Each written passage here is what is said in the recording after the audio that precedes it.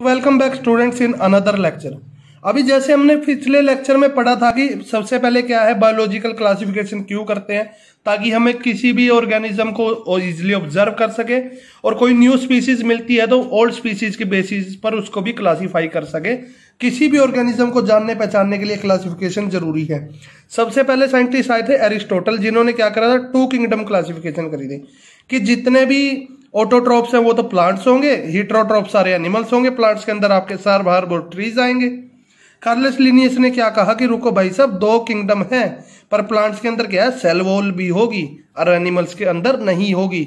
इन्हें हम father of taxonomy भी कहते हैं। इन्होंने कौन सी बुक लिखी थी क्लासिफिकेशन की? सिस्टमैटिका नेचरा। इन्होंने क्या है, नोमेनक्लेचर भी करा था।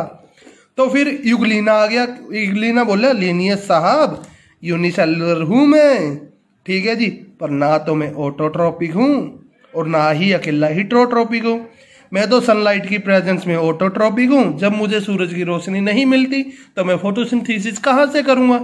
तो मुझे तो सरवाइव करना है, तो मैं दूसरे ऑर्गेनिजम्स के ऊपर सरवाइव कर लेता हूं। इसलिए मैं हीट्रोट्रॉपिक भी हूं और मैं यूनिसेलुलर भी हूं। तो भाई ये बात खटक गई अर्नेस्ट हक्सल साहब के। अर्नेस्ट हक्सल साहब ने क्या करा, 3 किंगडम दे दिया, 3 किंगडम क्लासिफिकेशन। उन्होंने क्या करा, न्यू किंगडम बना दिया प्रोटिस्टा। और प्रोटिस्टा के अंदर उन्होंने क्या रख दिया, प्रोटिस्टा के अंदर उन्होंने उन यूकैरियोटिक्स को रख दिया जो क्या थे, यूनिसेलुलर, जैसे कि यूग्लिना। ठीक है जी। अब इतने में क्या हुआ, अमीबा भी यूनिसेलुलर है और पर ये क्या है, इसके अंदर न्यूक्लियस वेल डिफाइंड है, न्यूक्लियस है, इसलिए क्या है यूकैरियोटिक। पर बैक्टीरिया आ गया कि भाई साहब मैं भी अभी यहां जिंदा हूं। और बैक्टीरिया क्या था, प्रोकैरियोटिक था, इसके अंदर न्यूक्लियस क्या था, कंप्लीटली प्रेजेंट नहीं था, क्या था, सिर्फ और सिर्फ न्यूक्लियोइड।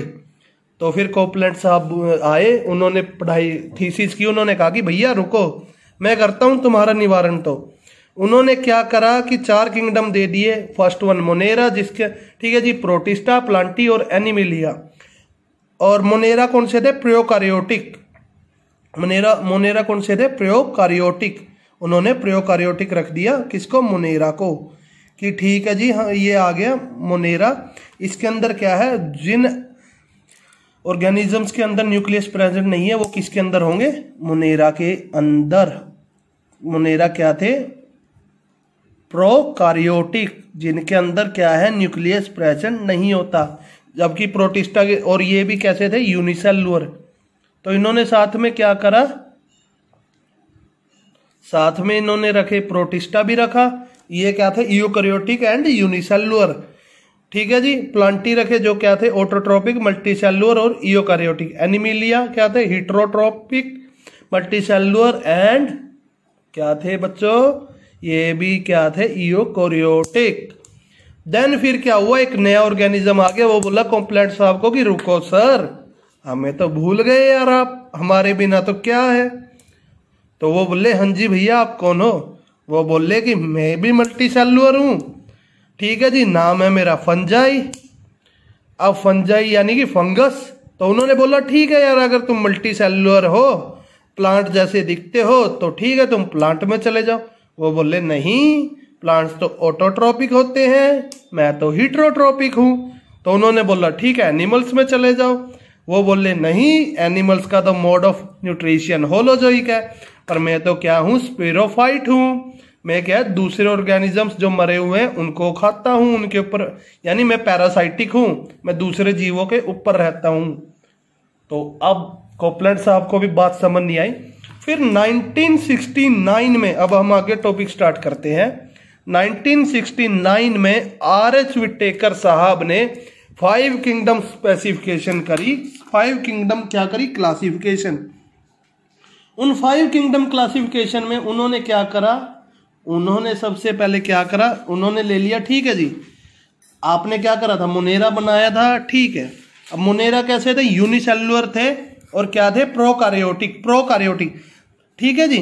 और सेकेंडली उन्होंने क्या रखा, उन्होंने रखा प्रोटिस्टा को। प्रोटिस्टा क्या थे, यूकैरियोटिक एंड यूनिसेलुलर थे, पर कैसे थे, यूकैरियोटिक, क्योंकि ये क्या है, अपना खाना क्या है, सॉरी यूनिसेलुलर थे और इनके अंदर न्यूक्लियस क्या था, वेल डिफाइंड प्रेजेंट था। तो एक उन्होंने प्लांटी रखा। प्लांटी क्या था, यूकैरियोटिक था, मल्टीसेलुलर था और ऑटोट्रॉपिक था। ठीक है जी।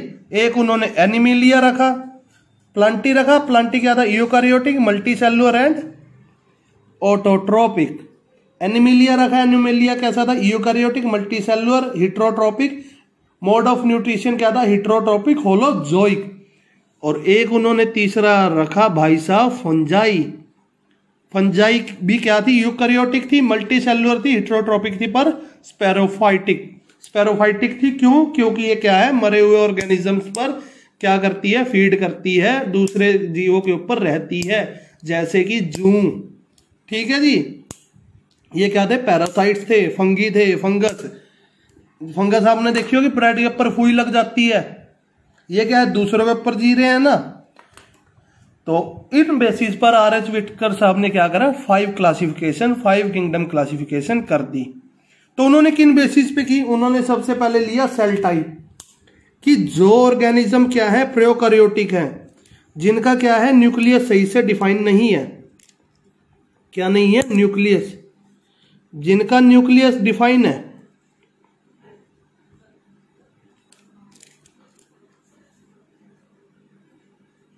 जिनका न्यूक्लियस सही से डिफाइन है, वो तो क्या थे? यूकैरियोटिक। ठीक है जी। क्या थे? प्रोकैरियोटिक में क्या था? न्यूक्लियस डिफाइन नहीं है, और यूकैरियोटिक में न्यूक्लियस क्या था? डिफाइन था। उन बेसिस पे उन्होंने क्या करा कि सेल टाइप क्या है? उन्होंने क्या रखा? मोनेरा क्या है? प्रोकैरियोटिक। प्रोटिस्टा क्या है? न्यूक्लियस के बेसिस पर यूकैरियोटिक। फंगी में न्यूक्लियस है तो वो भी क्या है? यूकैरियोटिक। प्लांटी में न्यूक्लियस है तो वो भी क्या है? यूकैरियोटिक। और एनिमिलिया भी क्या है? यूकैरियोटिक। फिर उन्होंने सेकंड लिया सेल वॉल, कि किस ऑर्गेनिज्म के अंदर सेल प्रेजेंट है और नहीं है। अब उन्होंने क्या देखा कि मोनेरा के अंदर क्या है? क्या था मोनेरा के अंदर? नॉन सेलुलोज था। ठीक है जी। मोनेरा क्या था? Non cellulose. और प्रोटिस्टा में क्या देखा कि कुछ कुछ ऑर्गेनिजम्स के अंदर क्या है? सेल वॉल प्रेजेंट है। क्या है? सेल वॉल प्रेजेंट है। किसमें? इन सम ऑर्गेनिज्म। इन सम ऑर्गेनिज्म। फंजाई में क्या देखा उन्होंने?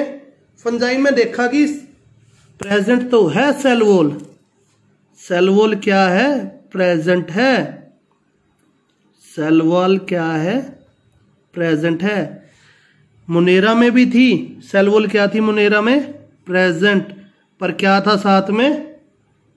Cellulose, non cellulose. Non cellulose. ठीक है जी। फंजाई में भी सेल वॉल थी, पर उसके अंदर क्या नहीं था? विदाउट क्या थी वो? सेलुलोज। सेलुलोज नहीं था।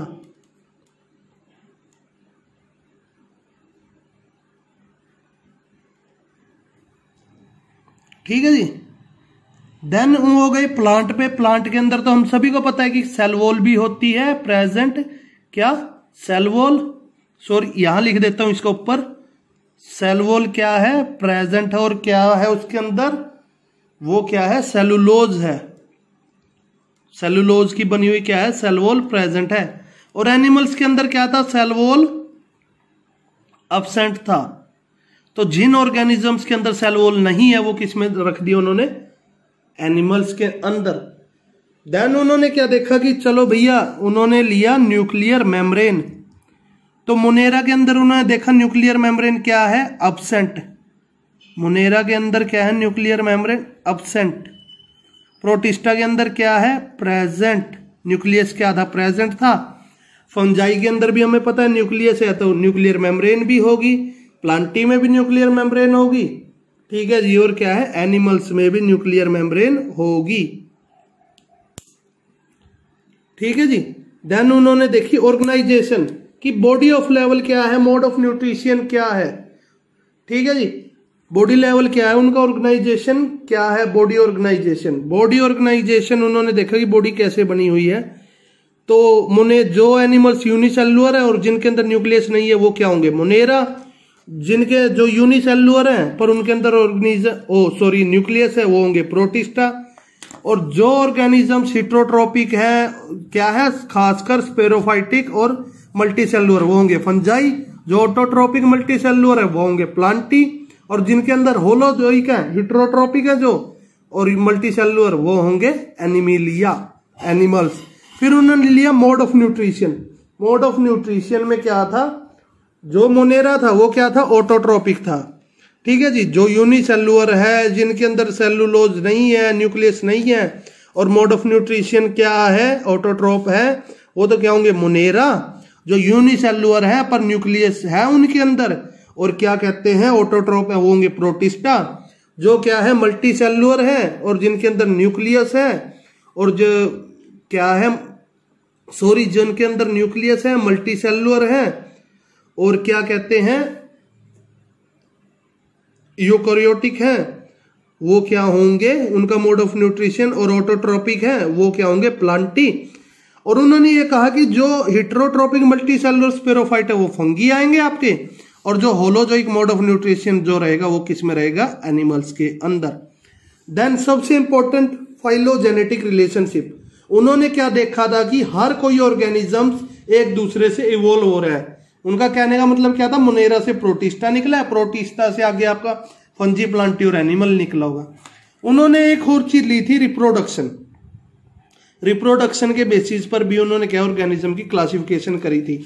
पर 2014 AIPMT के अंदर एक क्वेश्चन आया था कि R.H. विटकर ने on which criteria R.H. Whittaker classified the 5 kingdom. ठीक है जी, प्लान। R.H. विटकर ने किस बेसिस पर, किस आधार पर 5 किंगडम प्लान दिया था। ऑप्शन थे आपके cell wall, mode of nutrition, nuclear membrane and reproduction. अब ये बात है कि सर ये सभी हमने पढ़ लिए, तो इनमें से कोई नहीं है, किन बेसिस पे, सॉरी, नहीं दिया था। अब इनमें से तो कोई नहीं है जो इस पे नहीं दिया होगा, तो लेकिन आंसर था AIPMT में उस टाइम रिप्रोडक्शन। तो बच्चों में क्या करना है, हमें सबसे ज्यादा मोस्ट प्रोबेबिलिटी सिमिलरिटी देखनी है। अगर यही ऑप्शन आ रहे हैं चारों में तो आपको किस पे टिक करना है, रिप्रोडक्शन में। पर एक ऑप्शन ऐसा आ जाता है जो इन सातों से अलग है, तो वो क्या रहेगा, उस क्वेश्चन का आंसर रहेगा। ठीक है जी, देखो बड़ा ही इंपॉर्टेंट है, अब एक ग्राफ के थ्रू आपको समझाऊंगा, आप समझना एक बार। ठीक है जी, सपोज करो हमने क्या करा कि लाइन में डिवाइड कर लिया। एक तो हमने ले ली लाइन न्यूक्लियस की, कि जिन ऑर्गेनिजम्स में न्यूक्लियस ही नहीं होगा वो क्या रहेंगे, इनसे नीचे रहेंगे। लेकिन जिनका बॉडी लेवल ऑर्गेनाइजेशन क्या है, जिनके अंदर न्यूक्लियस है पर क्या है, यूनिसेलुलर, इसके नीचे रहेंगे। आगे हमने क्या ले लिया, एक मोड ऑफ न्यूट्रिशन का बेसिस ले लिया कि जो ऑटोट्रोपिक है वो अलग हो जाए और जो हिट्रोट्रोपिक है वो अलग हो जाए।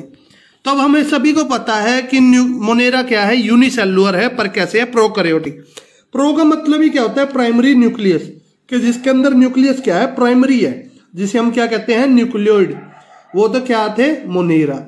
अब बात आ गई बॉडी लेवल ऑर्गेनाइजेशन में। सेकंड हमने डिफाइन कर दिया on the basis of body level organisation, कि वो ऑर्गेनिजम्स जिनके अंदर क्या है, न्यूक्लियस है पर कैसे हैं, यूनिसेलुलर। ठीक है जी, सिंगल सेल के बने हैं, उन्हें हमने क्या कह दिया, यूकारियोटिक, प्रोटिस्टा। ठीक है जी, यूकारियोटिक क्यों, न्यूक्लियस प्रेजेंट है और कैसे हैं, बॉडी लेवल ऑर्गेनाइजेशन, यूनिसेलुलर, इसलिए हमने कहा Protista. Then mode of nutrition के बेसिस पे जो क्या है, ऑटोट्रोपिक है, जो क्या है, अपना खाना क्या करते हैं, खुद बनाते हैं, जो क्या है, ऑटोट्रोपिक, अपना खाना खुद बनाते हैं, उनको हमने क्या कहा, प्लांट्स। ठीक है जी, अब ये प्लांट्स कैसे होंगे, ये मल्टी सेलुलर भी होंगे और ये इनके अंदर भी क्या है, न्यूक्लियस प्रेजेंट होगा। देन हमने क्या करा, एनिमल। अब बात आ गई, एक हमने मोड ऑफ न्यूट्रिशन ले लिया, हिट्रोट्रोप्स। अब हिट्रोट्रोप्स में क्या है, 2 किंगडम आ गए, जो क्या थे, हिट्रोट्रोप्स थे, पर मोड ऑफ न्यूट्रिशन उनका क्या है, स्पीरोफाइट, जो क्या है, दूसरे ऑर्गेनिज्म के ऊपर डिपेंड करते हैं, दूसरे के ऊपर क्या है, डिके करते हैं, उन्हें हमने क्या रख दिया, फंजाई। अब देखो बॉडी लेवल ऑर्गेनाइजेशन से ऊपर बात चली गई तो वो क्या है, मल्टी सेलुलर भी होंगे। न्यूक्लियस से ऊपर बात है तो वो क्या है, यूकारियोटिक भी होंगे। और वो कैसे है, स्पेरोफाइट है, दूसरे के ऊपर डिके करते हैं तो उन्हें क्या कहा, फंजाई। और यही बात, और जिनके अंदर मोड ऑफ न्यूट्रिशन क्या है, होलोजोइक है, उन्हें हमने क्या कहा, एनिमल्स। अब एनिमल्स भी कैसे, मल्टी सेलुलर भी होंगे और यूकारियोटिक भी। ठीक है जी, आई होप आपको अच्छे समझ आया होगा। कल को इतने से टॉपिक से रिलेटेड हम कुछ क्वेश्चंस करेंगे, देन हम सबसे पहले स्टडी करना शुरू करेंगे मोनेरा से। Thank you, have a nice day.